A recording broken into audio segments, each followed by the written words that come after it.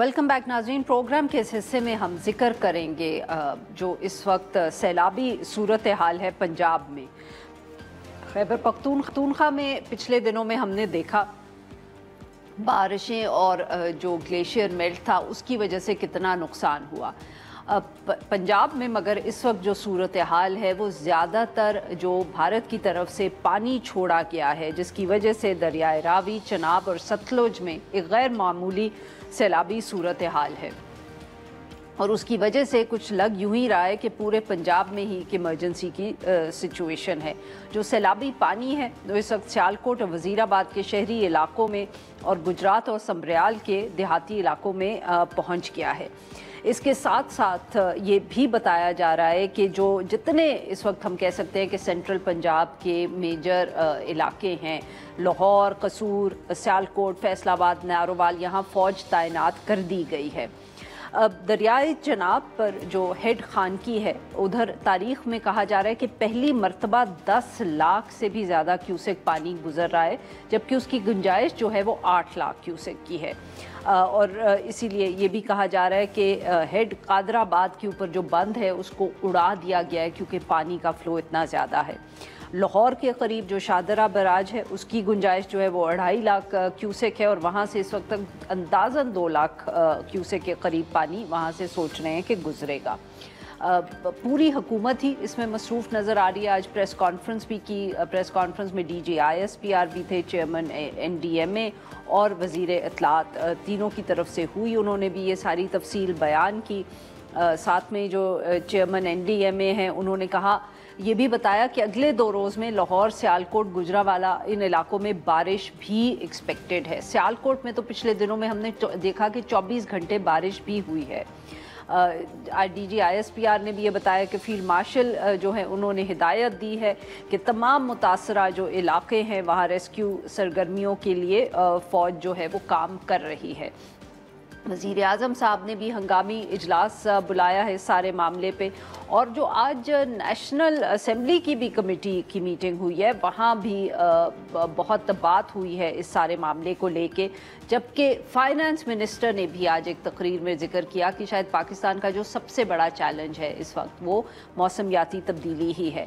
But इस वक्त हम will get a bird's eye view of what is happening in Punjab कि क्या इस वक्त पंजाब में सूरत हाल है। और इसको बताने के लिए हमारे कॉलीग्स हमारे साथ हैं। अली वक़ार साहब नुमाइंदा हैं डॉन न्यूज़ लाहौर से, हमें ज्वाइन कर रहे हैं, और इमरान सादिक साहब नुमाइंदा डॉन न्यूज़ सियालकोट, वो भी हमारे साथ में मौजूद हैं। Welcome to the show gentleman. Ji Ali Waqar sahab, sir आपसे गुफ्तगू का आगाज़ करेंगे। बताएं कि आज सारा दिन लाहौर में क्या सूरत हाल रही और इस वक्त क्या आप लोग देख रहे हैं और एक्सपेक्ट कर रही है इंतज़ामिया? शुक्रिया आरफा। सबसे पहले तो मैं यही कहूँगा कि लाहौर में लाहौरी जो हैं वो ज़िंदा दिलाने लाहौर तो मशहूर ही हैं पूरी दुनिया में, लेकिन उन्होंने ये जो दरियाए रावी में सैलाब का पानी आ रहा है इसको भी एक पिकनिक समझ ली है। रावी का जो पुल है उसके ऊपर दिन भर लोगों का जमघटा बना रहा। इसके बाद जो ब्रिज के नीचे जहाँ पे एक्चुअल दरिया बह रहा है वहाँ पर भी आवाम जो है वो टोलियों की सूरत में, मैंने तो देखा है कि बच्चे और ख़वातीन भी अपने साथ लेके आ रहे हैं कि देखने के लिए शायद इस पानी में से पता नहीं कोई ख़जाना निकला है या कोई ऐसी चीज़। ये तो एक लाइटर नोट पे बात हुई, लेकिन ख़तरा जो है वो अभी टला नहीं, ख़तरा मौजूद है।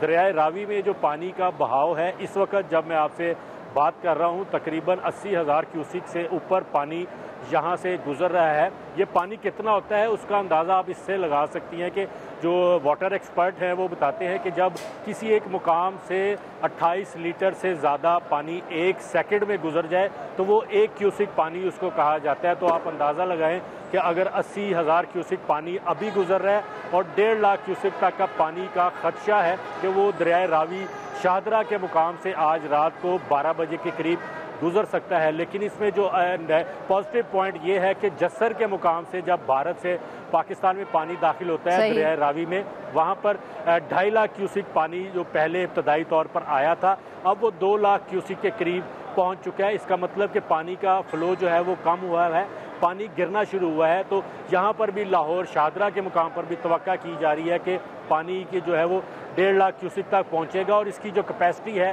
शादरा के मुकाम पर वो 3-4 ब्रिजेज़ हैं यहाँ पर जो रेलवे का पुराना ब्रिज है और ओल्ड रावी ब्रिज जिसे कहते हैं, वो 2.5 लाख क्यूसिक की कैपेसिटी बर्दाश्त कर सकता है। और ये शादरा वाला जो ब्रिज है ये 3.5 लाख क्यूसिक की कैपेसिटी बर्दाश्त कर सकता है। और इससे आगे जो मोटरवे का ब्रिज है वो 4.5 लाख क्यूसिक तक की कैपेसिटी बर्दाश्त कर सकता है। ये अली साहब, हाँ माफ करिएगा आपकी बात काट रही हूँ, बट तो बेसिकली आपकी बात से ये समझ आ रहा है कि लाहौर में तो ऐसा कोई इतना खास खतरा नहीं है, बट लाहौर के इर्द गिर्द अगर हम कसूर की बात करें या बाकी जगहों की, कितना वहाँ इस वक्त कोई फ्लडिंग है या लोगों को इवैक्यूएट किया गया है इस खौफ से कि वहाँ कुछ सूरत हाल खराब हो सकती है?